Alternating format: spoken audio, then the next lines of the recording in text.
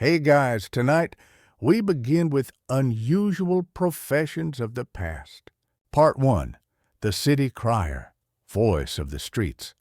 Long before the hum of electric news and blinking alerts in our pockets, the voice of a single person carried the weight of a city's knowledge.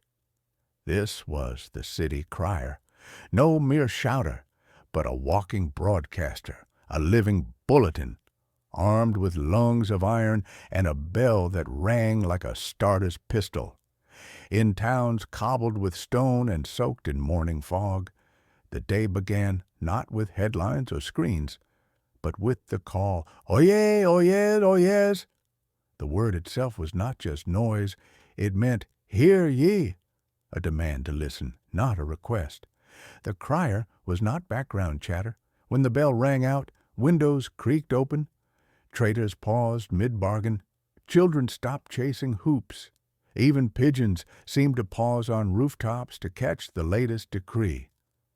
For many centuries, this was how information arrived, shouted from the mouth of one trusted voice in the middle of a square. The job wasn't glamorous. Rain didn't stop it, nor did snow, heat, or the occasional thrown turnip. Crying the king's news, the town's rules, or even lost cats required the same level of formality and projection. Each message was wrapped in ceremony. A scroll might be unrolled with theatrical flair. Then came the voice, rich and rhythmic, honed like a blade not just for loudness, but clarity. The crier needed to rise above the bray of carts, the clatter of hooves, and the babble of marketplace gossip. They wore coats with brass buttons and feathered hats, not out of fashion, but function, bright enough to be seen from balconies and bold enough to command attention. Their bell, often hand-cast and personally tuned, marked the beginning of each announcement. That ring was Pavlovian in its power. One clang and ears perked. Two, and silence often followed. But not all messages were welcome. The crier was duty-bound to share news, not to soften it. They announced tax increases and punishments, public executions, dates for tithes, or names of those conscripted into military service. Some news sparked cheers. Others brought sighs or groans. Yet the crier stood firm, a human conduit between ruler and ruled. Beyond decrees, the crier also handled the mundane, missing livestock, upcoming fairs, weather warnings, even matchmaking notices. For a fee, one could request a message to be read publicly. The baker's daughter seeks a husband, or found one very confused chicken near the blacksmith's gate. At times, the role dipped into the theatrical. In towns without theaters, the crier was a performer. His voice mimicked accents, lifted with emotion, or dropped low with suspense. The townsfolk didn't just receive the news, they experienced it. Some would follow him from one stop to another, treating it like a traveling play. Criers also bore the burden of truth. If the message was false or poorly understood, it could spark unrest. So the best criers trained for years not just to project, but to memorize with accuracy, to speak without error, and to gauge the mood of a crowd. A clever pause could settle a nervous crowd. A steady gaze could temper anger. They often stood at crossroads, literal and metaphorical. Their presence marked the transition from one era of information to another. As literacy grew and printed leaflets took hold, the crier's role began to fade. Ink began replacing voice. Paper, not memory, held the news. And eventually, the bell fell silent. But for centuries, the voice of the crier shaped daily life. In towns large and small, the world was revealed one shout at a time. Long before mass media, before microphones or megaphones, one voice stood alone, calling out to the crowd, "Hear this, for it concerns you all." That voice, carried on cold morning air and echoed in narrow alleys was more than a job. It was a thread that stitched the city together. One message, one ring of the bell, one clear voice at a time. Part 2. The Lamplighter, bringer of night's glow. When daylight faded and city streets sank into shadow, a quiet figure would emerge.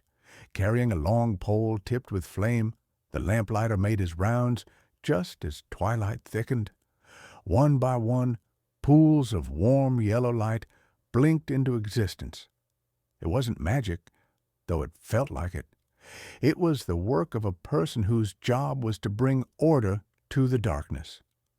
Before electricity lit windows and boulevards with effortless brilliance, night was a formidable presence. Cities without light grew quiet, then uneasy. Darkness wasn't romantic.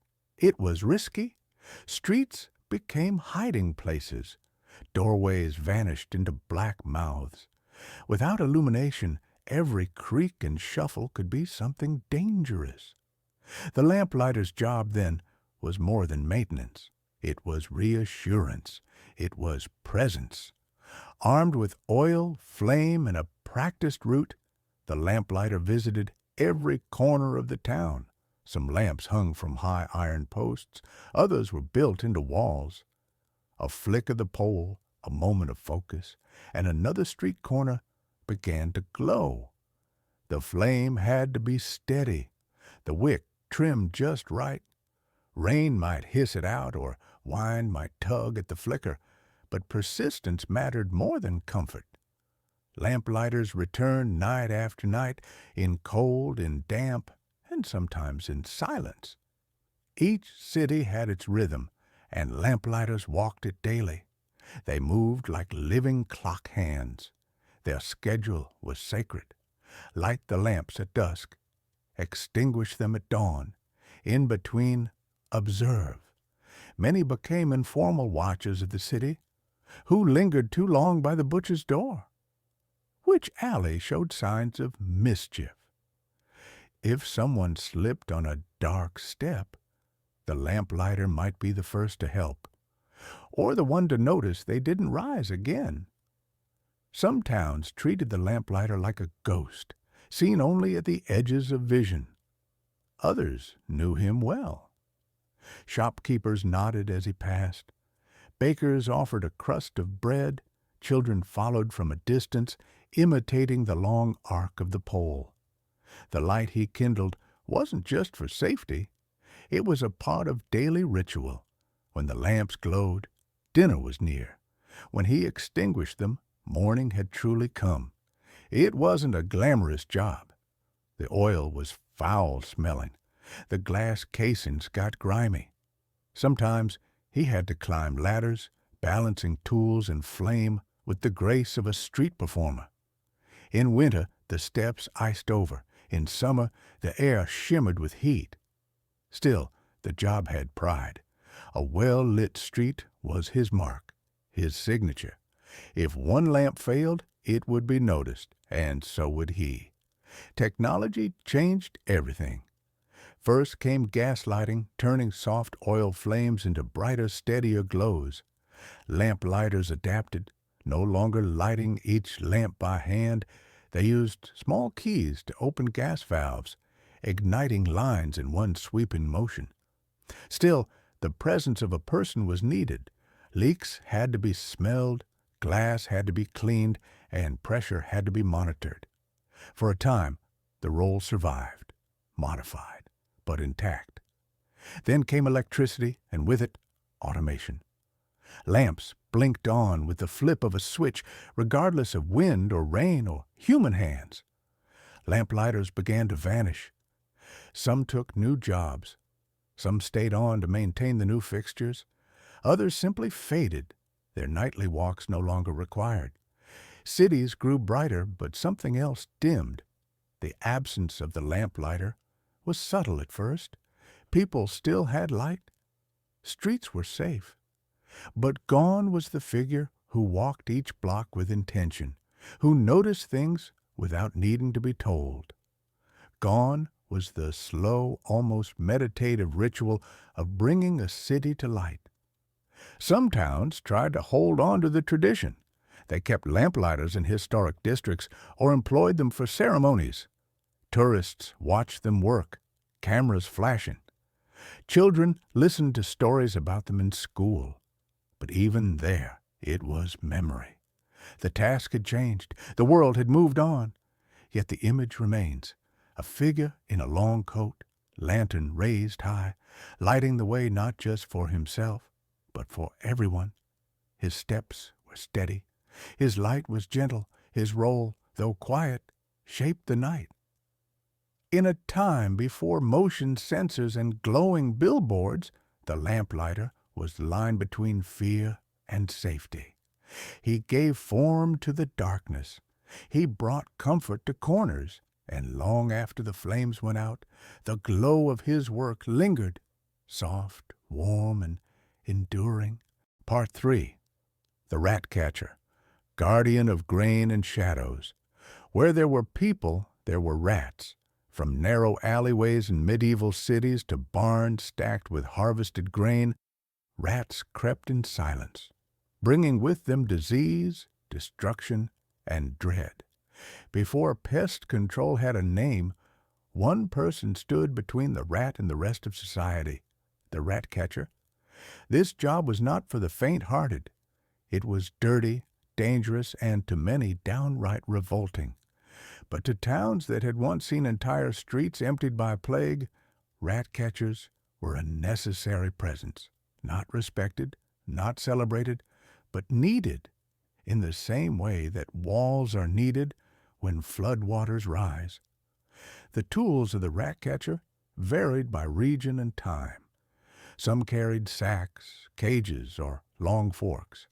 Others used dogs, cats, or even trained ferrets.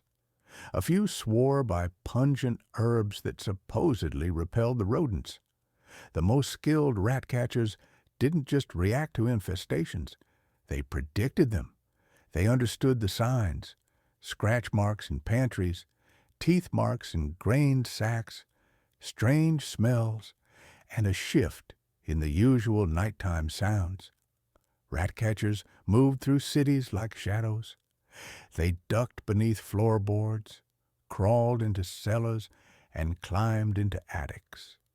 In large towns they had regular routes, often visiting taverns, markets, and warehouses, places where food meant opportunity, and opportunity meant rats. But their work took them into private homes as well. A kitchen maid might hear scratching behind a wall, and soon the rat catcher would arrive, smelling faintly of oil and earth, eyes scanning corners no one else dared look into. Some rat catchers caught their prey alive. It wasn't out of kindness. Rats were sometimes sold to alchemists who used them in strange experiments, or to traveling shows that held rat baiting contests. A gruesome sport where small dogs were pitted against a swarm of rodents. Other rat catchers preferred poison or traps. And while these were more efficient, they were riskier. Poisoned rats often died in walls, leaving behind a stench that lingered for weeks. There were tricks to the trade. One rat catcher claimed he could tell the difference between a nest of mothers and a den of aggressive males just by the droppings. Another swore by humming a certain tune to keep rats disoriented. Whether truth or superstition, every successful rat catcher developed a method, a ritual that worked for them. In some places, they were required to show proof of their success. Carts filled with dead rats were wheeled through town squares. Their bodies were sometimes counted, weighed, or even nailed to boards as a warning. It was unpleasant, but it made the invisible threat visible. People needed to believe the menace was being managed, even if the problem never truly disappeared. Rats were more than pests. They were a symbol of everything cities feared: disease, decay, hidden corruption. When a child fell ill, people whispered about the rats.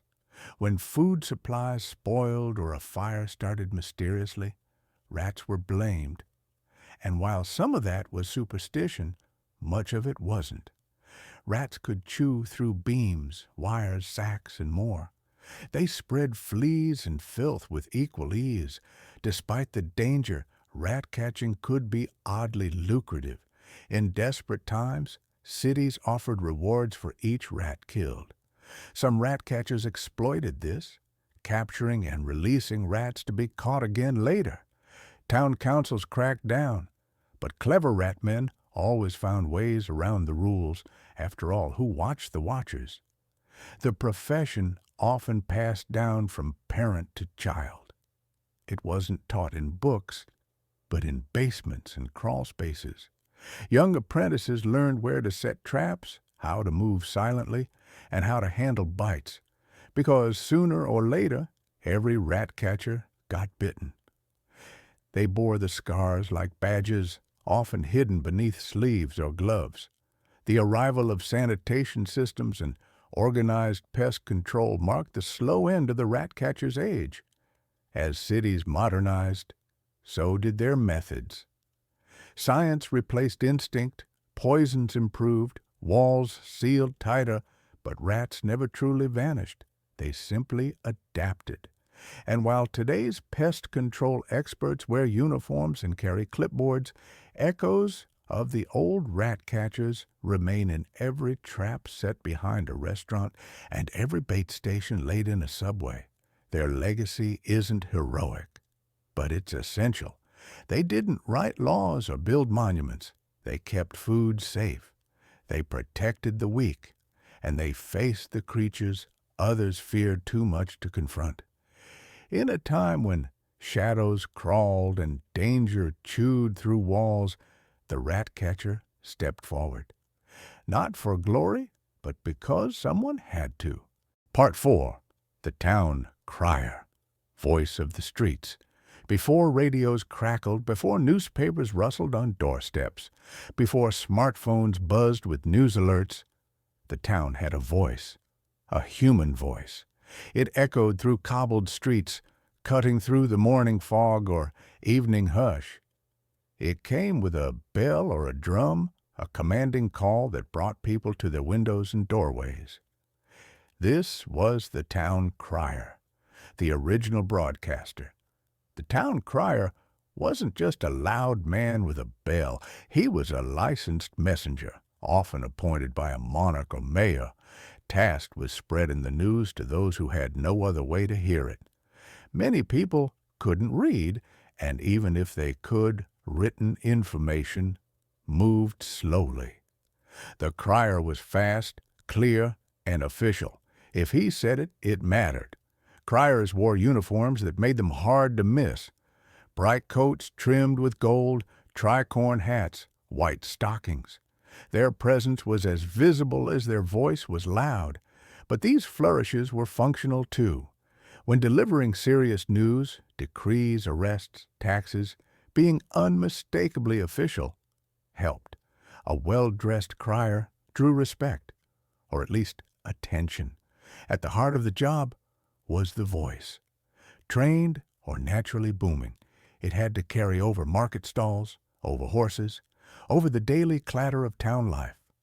Oyez, oyez, oyez, the crier would shout, meaning, hear ye, a call to attention. Then came the message, delivered with gravity, flair, and repetition. Once was never enough. People would gather, murmur, react. Some cheered, some groaned. All listened. Criers announced laws, births, deaths, prices, lost goods, and punishments.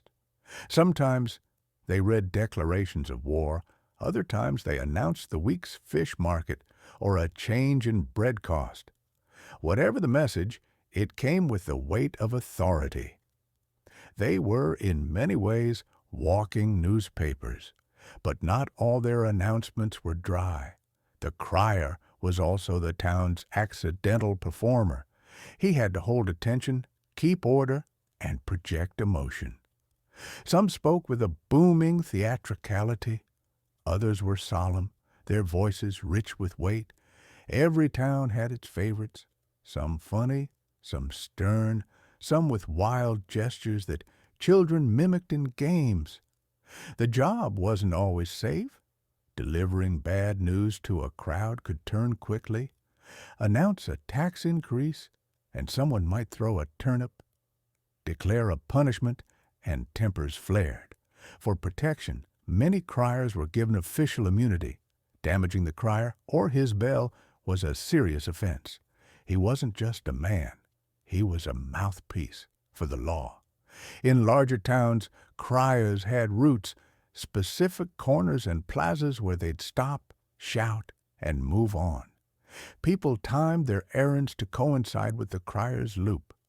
For those unable to read or isolated in their routines, he was their only window to the wider world. Some criers also acted as lost and found agents. Lost dogs, stolen shoes, missing persons, all were announced with urgency. A brown cloak, frayed at the hem, lost near the south well, find her to be rewarded. The town crier knew not just the law, but the lives of the people. In times of celebration, the crier took on a different tone. Festivals, royal births, victories. These announcements came with a brighter ring of the bell and sometimes even poetry or verse. People clapped. Musicians joined. For a moment, he wasn't a messenger, but a master of ceremonies. The decline of the crier came gradually. First came printed broadsheets, then official notice boards. Literacy increased. The printing press spread. But the town crier hung on longer than many expected. In smaller villages, they remained long into the 19th century. Some transitioned into ceremonial roles, appearing during festivals or major events. Others faded into quieter work, their voices no longer needed. Yet their image remains deeply rooted in the memory of towns across Europe and beyond. Statues stand in squares, bells held high. Festivals still feature criers shouting in full costume, competing in volume and clarity for trophies or tradition. They are no longer vital, but they are remembered. The town crier was more than just a person with a bell. He was the thread that stitched a town together each day, weaving information into the lives of cobblers, bakers, blacksmiths, and farmers. In a world without wires or screens, he was the heartbeat of communication, walking from corner to corner, voice raised, message clear. Part 5. The Gong Farmer, Dredger of the Depths. Every city has its secrets, and most of them are buried beneath. Before modern plumbing, sewage didn't simply vanish with a flush. It collected in cesspits, deep, foul-smelling holes beneath homes, inns, and castles. And when these pits filled up, someone had to empty them. That person was the Gong Farmer. The name was misleadingly polite. Gong was an old term for dung, and farming it wasn't noble work. It was grim, dangerous, and absolutely essential. Without the Gong Farmer, streets would overflow with filth. Disease would rise. And yet few dared to meet this laborer's eyes, let alone thank them. Gong farmers worked after dark. The law often required it. Their task was too offensive for daylight. As others went to bed, they gathered their tools, long-handled scoops, buckets, ropes, and heavy gloves. Though some worked bare-handed, hardened by years of the same routine. Then they disappeared into the underbelly of the town. Cesspits varied in size. Some were small, dug beneath cottages. Others were vast, hidden under castles, with tunnels and branching chambers. A Gong farmer would lift the slab or hatch, hold his breath, and descend. The stench was unbearable, even for those used to it. Methane gathered in the pits. In the worst cases, a single spark or lamp could cause an explosion. The danger was real. Working by torchlight or lantern, they scooped out the waste, filling barrels or baskets. Above ground, assistants, often young boys or desperate men, hauled the containers away on carts or sleds. These were taken to the outskirts of town, where the waste was dumped, sometimes spread on fields, sometimes into rivers, always as far from people as possible. The job was physically punishing. The air was toxic. The muck was thick. The hours were long, but it paid surprisingly well, sometimes 3 to 5 times more than a laborer's wage. Few wanted the job. Those who took it had few choices, but once in, they often stayed. There was, after all, a strange security in being the only person willing to do what nobody else would. Because of the nature of the work, gong farmers were treated with a mix of fear and disgust. Children were warned to stay away. Adults crossed the street. Some towns barred them from living within the city walls, others let them stay, but only in the poorest corners. Yet, despite the rejection, people relied on them. Without their work, society would grind to a very smelly halt. Some attempted to cover the stench with herbs or smoke, others simply ignored it. Stories circulated of gong farmers losing consciousness in the pits, only to be dragged out by their fellow workers. There were tales of men who found valuables dropped into privies, coins, rings, even documents. Though not officially permitted, such findings were often pocketed without mention. In larger cities, gong farmers formed tight-knit groups. They shared routes, tools, and knowledge. Which buildings had the deepest pits? Which streets were hardest to navigate? Which households tipped well? This underground brotherhood operated mostly at night, unseen but never inactive. Sometimes they were hired in emergencies, a wedding feast gone wrong, a public latrine overflowing after a festival. They arrived like nocturnal specialists, cleaned the mess, and vanished before sunrise. The only evidence of their visit was the sudden absence of smell. The arrival of sewage systems changed everything. Slowly, cesspits were replaced with pipes. Toilets connected to underground networks. Gong farming declined. Some resisted the change, fearing the loss of their income. Others welcomed it, relieved to leave the pits behind. By the late 19th century, the profession had almost disappeared. Sanitation laws, public health reform, and infrastructure turned waste into a managed process. But the memory of the gong farmer lived on, part horror story, part urban legend. In truth, they were silent protectors of public health. Their work was unseen, their presence unwelcome, but their impact undeniable. They didn't wear fine uniforms. They didn't make speeches or ring bells. But they stood between the city and catastrophe, one bucket at a time. Part 6.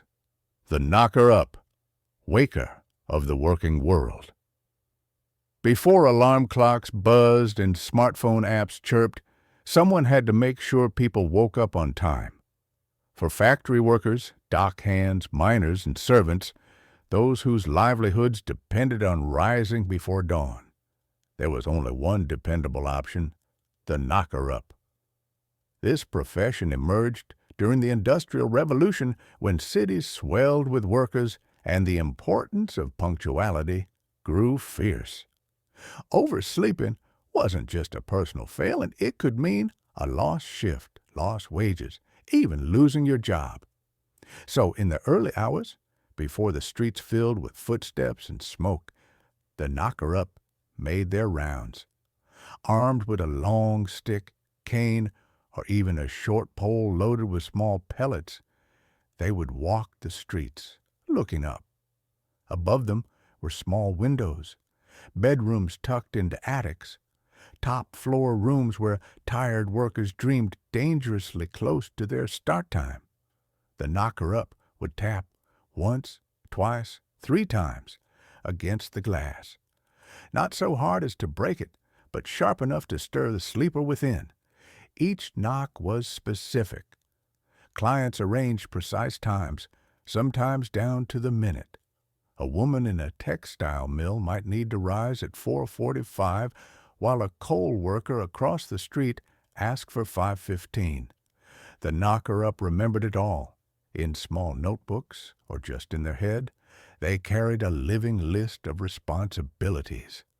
There were no snooze buttons. The knock was repeated until a signal came, usually a wave through the curtains or a shout.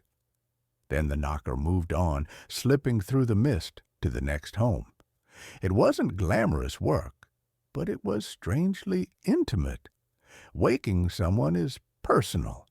The knocker-up was part of people's routines, their mornings, their survival. Some used pea shooters to strike shutters gently. Others tapped with brass-tipped rods to create a distinctive rattle. In especially narrow alleys where windows were high, they carried poles that seemed comically long, sometimes over 10 feet.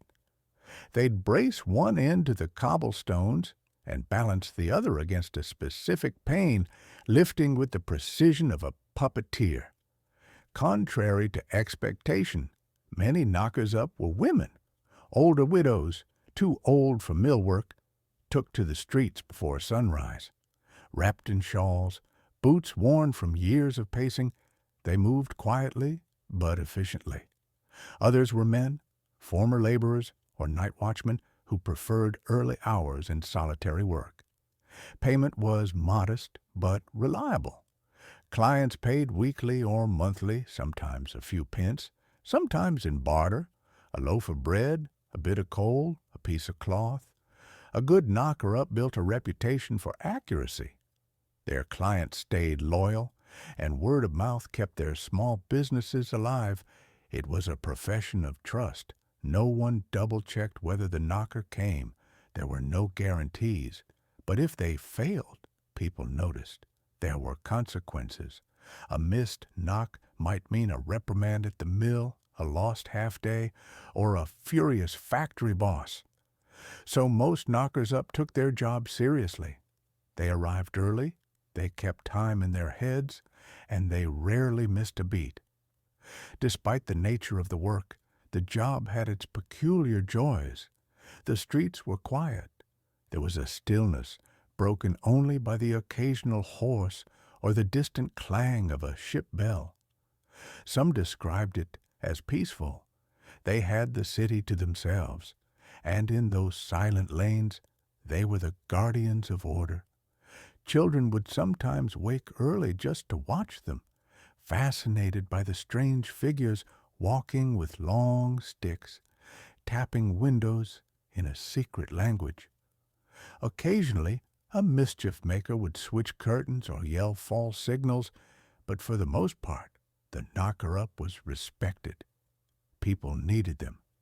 The decline came with affordable alarm clocks. At first, the upper classes adopted the new gadgets. Then they trickled down to workers. Factories began to install whistles or bells, and gradually the knocker-up became unnecessary. Some continued into the 1940s, clinging to their roots, keeping old promises even when their services were no longer in demand. Today, the profession survives mostly in memory. Black and white photos of women with long poles, anecdotes passed down in families. A few towns have preserved the tradition in festivals or plaques, honoring the figures who once woke the world one tap at a time. Though forgotten by many, the knocker-up played a vital role in a changing world. They weren't inventors or artists or leaders. They were everyday people, performing a simple but vital act, waking others, keeping time, ensuring that the machines of the industrial age turned on schedule. They were, in a way, the original alarm. Part 7. The Sin Eater, Banquet of Burdens. In the quiet corners of rural Britain, nestled among hills and misty churchyards, there once existed a profession both feared and pitied. It was not officially sanctioned by church or state. It was whispered about more than discussed, and yet, for many, it brought a strange comfort in life's final hour. This was the role of the Sin Eater. The idea was simple and chilling. When a person died, their soul might still carry unconfessed sins. These lingering burdens could delay peace or passage into the afterlife. Families feared unrest, hauntings, or the soul's damnation. So they called upon someone willing to shoulder those sins for a price.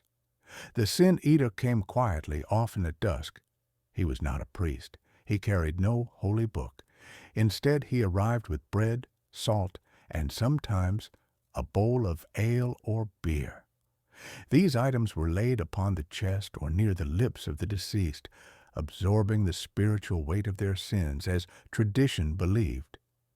Then the Sin Eater consumed them, bite by bite, sip by sip, taking the sins into himself. He might utter a phrase, spoken low and quickly, that he took upon himself the misdeeds of the departed, that the soul might rest, and that he would bear the consequences in their stead. There was no ceremony, no choir, no light from stained glass. Just the crunch of bread, the silence of the room, and the weight of unseen guilt. For this he was paid, sometimes a coin, sometimes a meal. Often it was very little.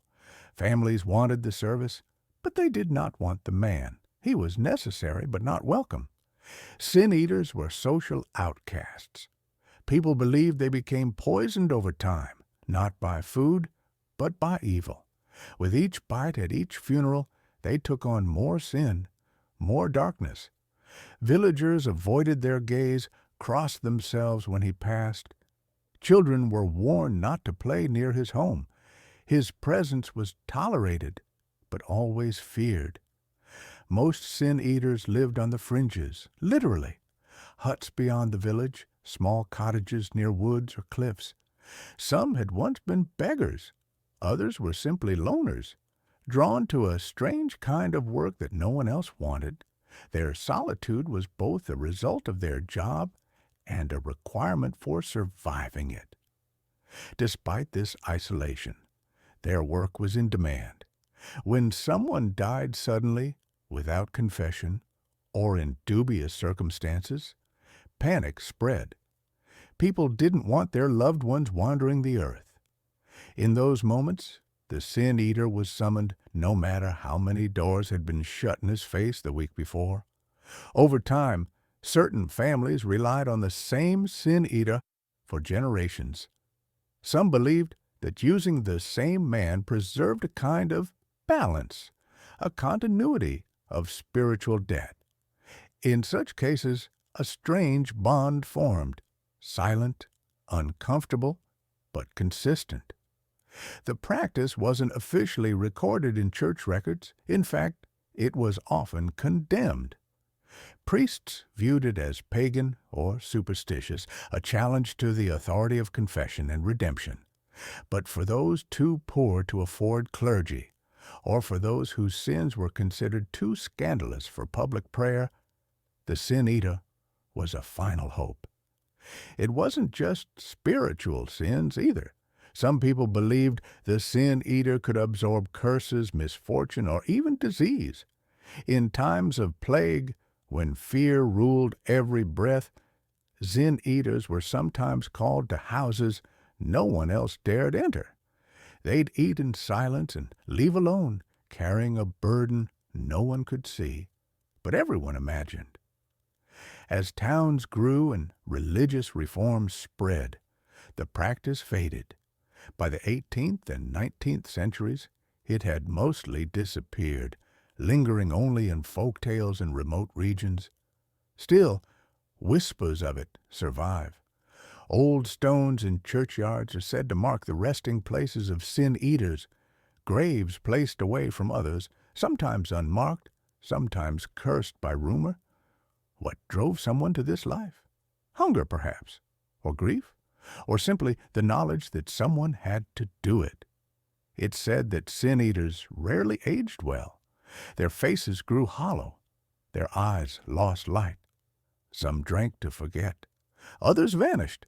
A few passed their strange duty to an apprentice just as quietly as they had taken it on. Today, it's easy to dismiss the idea as superstition, but in its time, the sin-eater held a sacred space between fear and mercy. In a world filled with uncertainty about life after death, he offered something tangible, a final act of love, paid in coin and swallowed in silence. Part 8. The Resurrectionist, Supplier of the Silent. There was a time when the dead did not rest as peacefully as one might hope. In the shadowed corners of the 18th and early 19th century Europe, especially in cities where medical schools flourished, a strange and troubling profession emerged: the resurrectionist. Doctors and students needed cadavers. To study anatomy, to practice surgery, to understand disease, there was no substitute. But the law permitted only a limited number of bodies, usually those of executed criminals or the unclaimed poor. That supply quickly proved insufficient.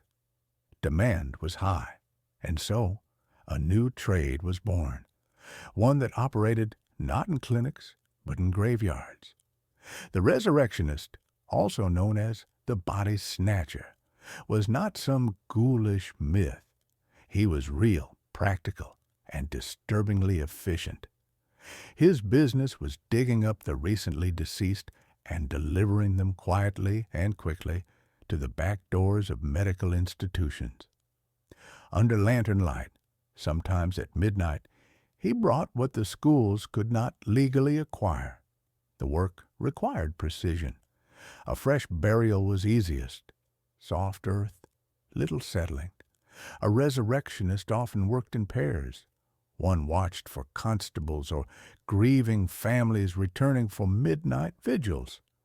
The other dug, but they didn't need to unearth the whole coffin. A small tunnel dug from the head of the grave allowed them to reach the body without disturbing the entire site. The lid was broken, a rope was tied under the arms, and slowly, carefully, the body was lifted out. Surprisingly, grave-robbing laws were often more concerned with theft than with the act itself. Stealing jewelry or clothing from a corpse was a punishable crime, but removing the body, stripped of valuables, existed in a legal gray area. So the resurrectionists made sure to leave behind everything but the cadaver. Cities like Edinburgh, London, and New York became hubs of this trade. Some resurrectionists worked freelance.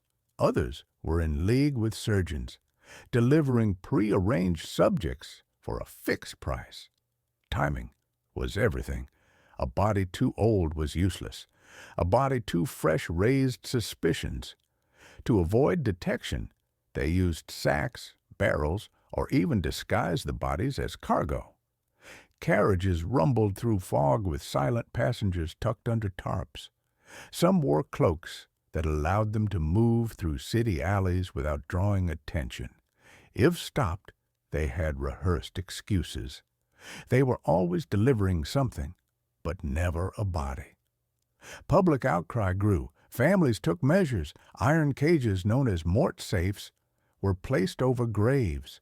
Heavy stones, hired guards. Some buried loved ones with tripwires or spring-loaded traps. Others took shifts, watching over fresh graves for a week or more. Still, the resurrectionists persisted. They were not monsters, at least not all. Many were poor men, driven by desperation and the knowledge that medical colleges paid well. Others grew wealthy and organized, running teams of diggers with schedules and maps. Some even kept detailed ledgers. The work was grim but oddly sanitized. Bodies were not to be damaged. The students required intact specimens. A broken limb or torn skin reduced value. Resurrectionists became careful handlers of the dead, more gentle than one might expect, given the trade. Occasionally, things went wrong. A misidentified grave, a watcher with a musket, a constable with keen ears. Arrests happened. Public riots occurred when discoveries were made. Stories of stolen dead filled newspapers, each one more sensational than the last. And then there were the rumors, whispers of resurrectionists who stopped waiting for burials, who didn't wait for death to come naturally. These whispers became fact in certain infamous cases where bodies weren't taken from graves, but from lodgings, taverns, or back alleys. Eventually, the demand began to wane, not because students no longer needed bodies, but because laws changed. In the 1830s, with the Anatomy Act in Britain, unclaimed corpses from workhouses and hospitals were legally provided for study. Other countries followed. The trade collapsed almost overnight. Some resurrectionists faded into poverty. Others disappeared altogether. Yet for decades, they had been essential, though no one would ever admit it openly. The doctors who trained on those stolen bodies would go on to save countless lives. The anatomy lessons learned in secret helped build the foundations of modern medicine. But the resurrectionist remained in the dark, both literally and historically. A figure whose job lived between the lines of law and morality. Unwelcome, untrusted, but undeniably necessary in a time when science outpaced ethics. He was the man who returned to the grave, not to mourn, but to retrieve. The dealer in silence, the courier of cadavers, and without him, the hands of medicine might have remained empty for much longer. Part 9. The Gong Farmer, Guardian of the Filth. There were kings, and there were knights. There were poets and painters. But in the shadows of castles and behind the timbered walls of medieval cities, another figure walked. He carried no sword. He wore no velvet.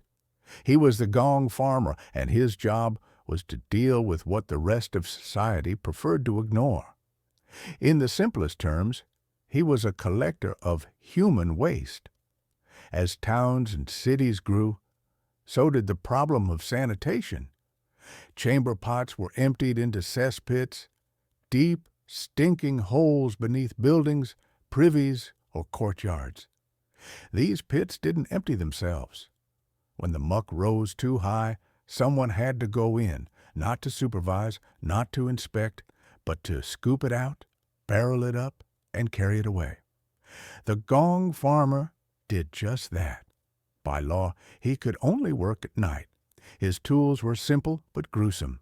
Long-handled shovels, buckets, carts with thick wooden wheels, sometimes a hook for stirring. He wore heavy clothes, layers of old leather or rough cloth soaked in oils to keep the wet filth from seeping through, but it always did. No matter how he dressed, the smell clung to him. It followed him like a second skin. The term gong didn't refer to a bell. In Old English, it meant going. A gong was the result of going, and the farmer, well, he harvested it. He worked in silence for the most part. There was no crowd cheering him on, no clerk recording his rounds, only the occasional flicker of a lantern in a window or the clatter of a rat scurrying away from his wheelbarrow. His route took him through narrow alleys, behind kitchens, under stairs. He moved like a shadow through a city that had turned its back on him. Yet his work was critical. Without him, the stench of disease would rise like a fog. Overflowing pits invited rats, flies, and worse. Cholera and dysentery didn't need invitations. They thrived in the filth. A gong farmer kept the cities livable, barely. But no one wanted to speak of him. Children were told to hold their noses when he passed. Adults crossed the street. Landlords paid him in cash, but asked him not to be seen. His rewards were modest. The pay was better than for many other laborers. Risk had its price, but it came with costs. Gong farmers often lived alone, their homes built near dumping grounds or at the edge of swamps. Some could afford a drink or a few comforts, but few had families.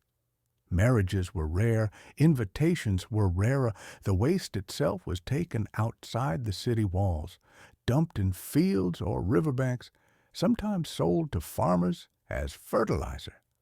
Thus, the circle continued, waste from the city feeding the crops that would return to it later. Even filth had its economy. Some cities employed entire crews. The most experienced would descend into the deepest pits, knee-deep in sludge, swinging buckets up to waiting hands. Others hauled carts. Some specialized in night soil collection, the euphemism of the upper classes for the same unmentionable work. A few even gained reputations. Old Jack with the iron lungs, or black-eyed Margaret who never gagged, names passed around like morbid legends. Despite the disgust, the profession lasted for centuries. Even as plumbing improved, even as flush toilets made their way into wealthier homes, cesspits remained in use in crowded tenements and rural hamlets. The gong farmer remained relevant long after the nobility had forgotten him. Eventually, sanitation reform and underground sewer systems made the role obsolete. The gong farmer faded from the streets. His name, already spoken in hushed tones, disappeared from language altogether. Today, few remember him at all, but for hundreds of years he kept cities cleaner than they would admit. He walked through the refuse of others with a quiet resolve. He endured the glares, the isolation, and the smell, always the smell, because someone had to. He didn't ask for praise. He didn't receive any. He worked while others slept. And when dawn came, and the street smelled just a little less foul, no one knew who to thank. But he knew. Part 10. The Rat Catcher, Hunter in the Shadows. In the cobbled lanes and darkened alleys of old cities, there lived an enemy few dared name aloud, though its scratching claws were heard behind every wall. Rats, swarming, chewing, disease-bearing. These tiny creatures were the terror of townsfolk and the undoing of food stores, granaries, and peace of mind. Where rats went, filth followed. Where filth lingered, plague was never far behind. But there was one who stood between the vermin and the rest of civilization, the rat-catcher. This was no nobleman, no scholar or tradesman. The rat-catcher was a scrappy figure, often cloaked in old leathers, armed with sacks, snares, and a kind of grim determination. His work required a blend of patience, courage, and tolerance for what others could not stomach. Most people jumped at the sight of a single rat. He sought dozens, by choice. He worked early and late. His quarry had no schedule. By day, he might peer into cellars, poke at haystacks, or crouch in larders thick with droppings. By night, he lit his lantern and moved through narrow back streets, ears tuned for squeaks and scuffles. His tools were simple but clever: wooden traps, iron spring mechanisms, and bait smeared with lard or meat scraps. Some carried small terriers, sharp-eyed, sharp-toothed little warriors bred for speed and ferocity. Others kept ferrets, whose slender bodies could chase rats through the tightest cracks. In some towns, The rat catcher trained his animals as fiercely as knights trained for war. Not all his business was noble. Some caught rats not to kill them, but to keep them. Rat baiting, an underground blood sport, was common in grimy taverns and backroom dens. A pit would be filled with rats, and spectators would bet on how quickly a dog could dispatch them. It was cruel, noisy, and profitable, and rat catchers, knowingly or not, fed the sport. Still, many were motivated by public need. A single pair of rats could multiply into hundreds within weeks. They chewed through floorboards, infested grain, and spread diseases that wiped out whole families. In times of plague, the rat catcher was both hero and omen. People watched him pass with a mixture of relief and dread. If he was there, rats were near. And if rats were near, death might not be far behind. Children watched him with wide eyes, his coat stained, his sack wriggling. He smelled of smoke, sweat, and something sour. But to the brave or foolish, he was a figure of fascination. Some rat catchers spun wild tales for coins, claiming to have battled rats the size of cats or faced nests that hissed like demons. Whether true or not, their reputation grew with every infestation vanquished. Some towns hired them officially, others paid by the head. 1 coin per tail, said the deal, though wily catchers learned to save tails and recycle them when times were lean. A few went a step further and sold their own concoctions, potions, powders, and promises, rat poisons, herbal repellents, or spells scribbled on paper. Some swore by them, others called them frauds. Their work was thankless. They carried their prize in burlap sacks, sometimes dripping with blood. No fine home opened its front door to them, no banquet set a place.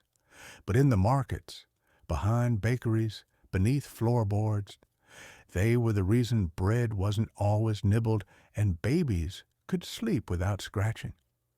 With the arrival of organized sanitation and better housing, their numbers declined. Pest control became a science. Rats remained, but the old hunter vanished. His traps grew rusted. His tales became folklore. Yet even today, in the cracks of modern cities, rats endure. And so does the memory of the man who stalked them, not for glory, not for praise, but because someone had to climb into the shadows and drag the fear out by its tail. Part 11. The Leech Collector, Wader of the Wetlands. Before modern medicine knew the precise mechanics of infection or the balance of the body's fluids, there was another theory, one that governed health for centuries. It was believed that within every person flowed 4 humors, and when they fell out of balance, illness took hold. One of the most trusted methods to restore harmony? Bloodletting, and for that, one needed leeches. Enter the leech collector. It was not a glamorous trade.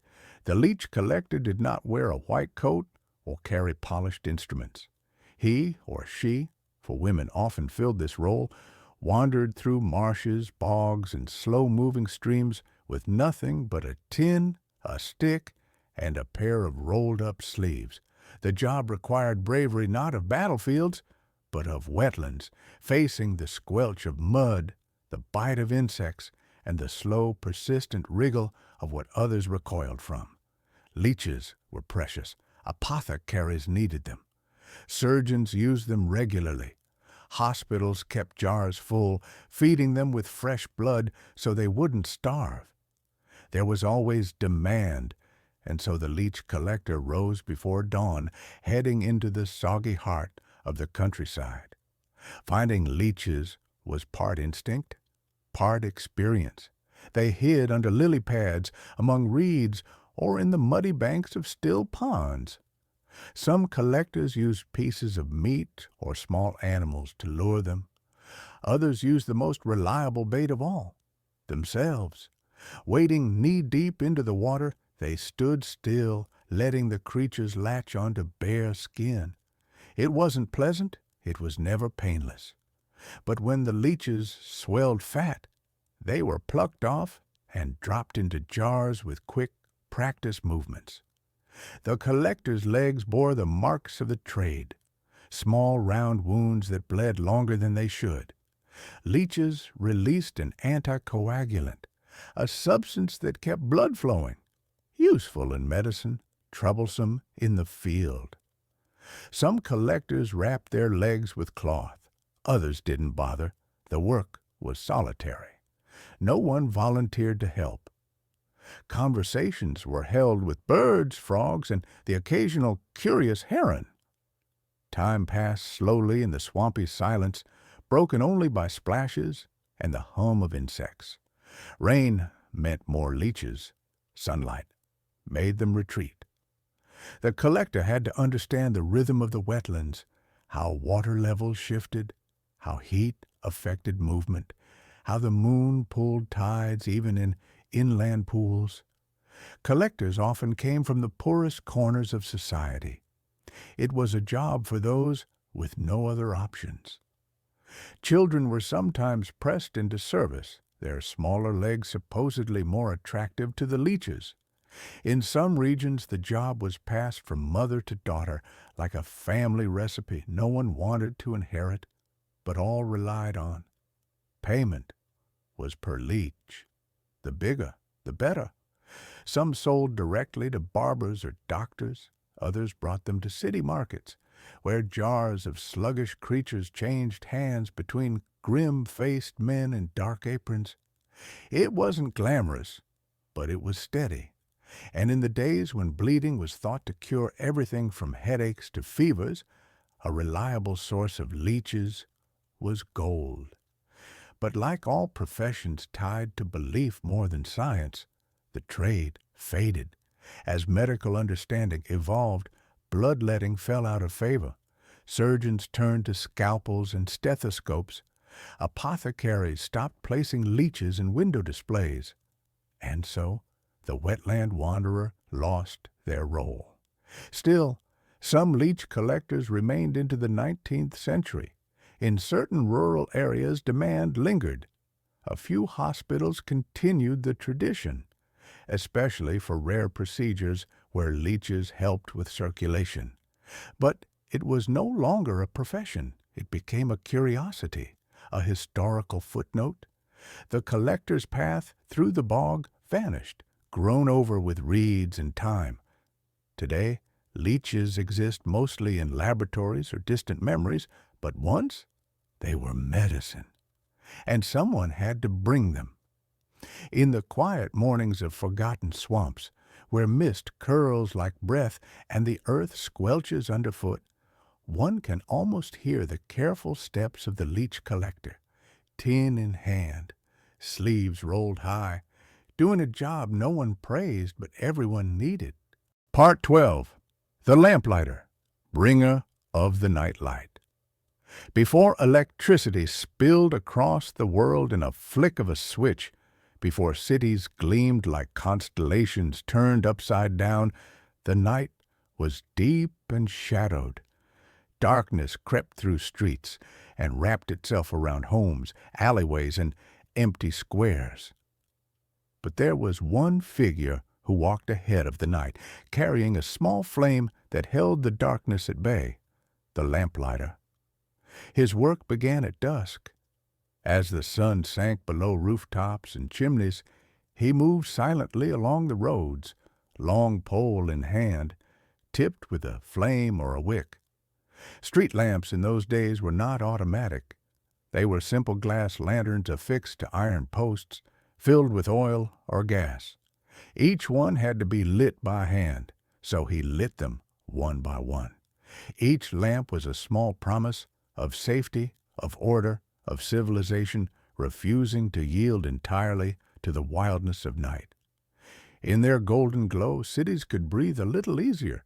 Thieves hesitated. Travelers found their way. Lovers met beneath them.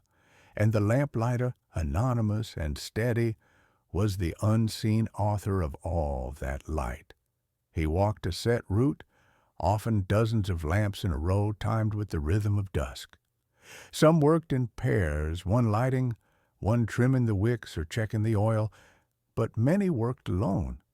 They wore heavy coats in winter, caps pulled low against rain, and always carried a pole with a ladder hook or small tool belt strapped at the waist. In the gaslight era, he became even more vital. Gas lamps required a careful touch. Each had a tiny valve, and the lamplighter had to twist it just enough, light the flame, and be sure it burned true. Some lamps hissed, others flared. The older ones smoked until their glass turned gray. It was part of the job to keep them clean, polished, and upright. It wasn't only lighting. In the early hours, long before most had risen, the same man walked his route again, extinguishing each lamp one by one. The city didn't wake all at once. It brightened in stages, as if shaking off sleep. The lamplighter knew its rhythms better than anyone. Children sometimes followed him, fascinated by the spark at the end of his pole. Couples whispered goodbyes by lamp glow. A merchant might nod thanks as he closed his stall, glad for a few more moments of light, but most took the lamplighter for granted. He didn't seek attention. He worked quietly, efficiently, every evening and every morning, whether the sky raged with storms or the streets lay blanketed in fog. His work had risks. The poles were high, and many lamps perched above slippery cobblestones. In strong winds, the flames might flare or fail. In winter, icy steps made climbing dangerous. In gas-lit towns, leaks could spark small explosions if not handled with care. But there was pride, too. A well-kept route spoke of discipline. A lamp, trimmed properly, burned without smoke. If one failed, neighbors would notice. A dark corner was a failure, and the lamplighter often repaired it before complaints ever reached a city clerk. Some cities gave lamplighters uniforms. Others gave them names that people actually remembered. In smaller towns, they were trusted figures, sometimes even tasked with small duties like calling out the hour or reporting strange noises. After all, they walked where no one else did, during the in-between hours when most doors were locked and curtains drawn. As electric lights took over, the lamplighter slowly vanished. One by one, the lamps were rewired, switches replaced flame, the poles still stood, but their glass no longer held a dancing glow, only a silent bulb humming invisibly, and the lamplighter's route ended without ceremony. Yet in a few places, the old ways linger. Some cities maintain a handful of gas lamps for tradition. Tourists gather to watch as a solitary figure lights them, preserving a whisper of what once was common. A ritual kept alive not out of need, but out of respect. Because the lamplighter was more than just a man with a pole and a flame. He was the quiet keeper of order, the shepherd of light, a reminder that even in the deepest dark, someone still walks ahead of it, lighting the way.